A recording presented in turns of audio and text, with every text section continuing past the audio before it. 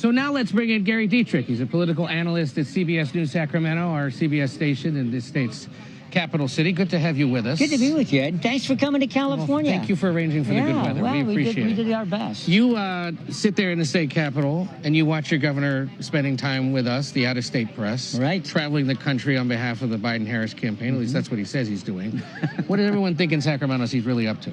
Well, I think everybody's already made the obvious decision, and that is he's running for president, Ed. It's just a matter, does he get a shot by some happenstance next year, or is it 28?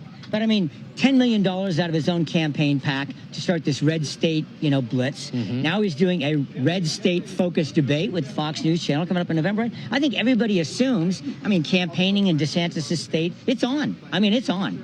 And it's not abnormal for a California governor to think, why not me, right? Yeah, to look in the mirror and Reagan, say, I'm it. Jerry Brown, right. Pete Wilson, they've all flirted with this. Yeah. And you know what? The Biden-Harris people have made no bones about the fact they like his current position. They're a little nervous earlier on, right, when they had these rumblings about Gavin for president. But now that he's taken on kind of the chief attack dog role, they're happy with that. Because either way, he's helping out a president that's revered by most of the party, even if they don't want him running again. And then he can battle test some lines and see how things might go. And the other thing is, be in the good graces of the incumbent. Right. What's there not to like about that, right?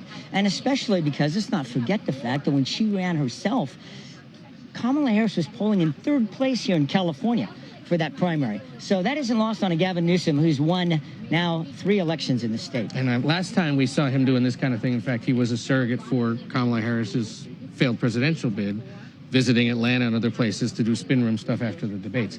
You were reminding us that despite using this beautiful backdrop that pays reference to a very important Republican president, California is going to have a more interesting primary next year, both because it's earlier in the calendar and because of the tweaks they've had to make in their delicate allocation laws or rules that were established by the Republican National Committee, but that really transform the way presidential primaries, at least, will be held in the state. This is exceptionally important. We used to be in June, literally. We were basically an afterthought in the primary process. Moved up to the first Tuesday in March, Super Tuesday. But here's the real key. The California GOP decided if you win 50% of the vote plus 1, you get all of the primary delegates. Ed, that's 14% of what you need to get the nomination. So all these folks here tonight will be doing everything they can to keep Trump under that 50%. So this debate tonight is important for Trump as it is for these guys. Because it used to be that they would dole out delegates at a congressional district level to some extent. So you might have targeted Orange County, or you might have gone to Northern California or the LA area. Now you got to blanket the state, sort of in a traditional statewide campaign. It requires a lot of money to spend a lot of time advertising. And if Trump or anybody else doesn't get 50%, then they will be proportionally distributed. So it incentivizes a 2- or 3-way race come Super Tuesday if you can split everyone across the state. That's exactly right. People ask me, why would the GOP come to California? Well, they'll come to the Mecca, right? Ronald Reagan's library. But also for this reason, because, Trump gets that 14% on top of whatever else he's gotten. It's going to be awfully tough. If they can divvy those up proportionally, some of these other candidates may still have a shot. Real quick, we talked to him a little bit about these new gun laws that were signed this week by him, tweaking concealed carry, making changes to this tax on guns and ammo. First time in the country, Yeah, it's going to generate about $160 million for school prevention and other things. But the other thing they want to do is he keeps calling for a constitutional convention. How would that work?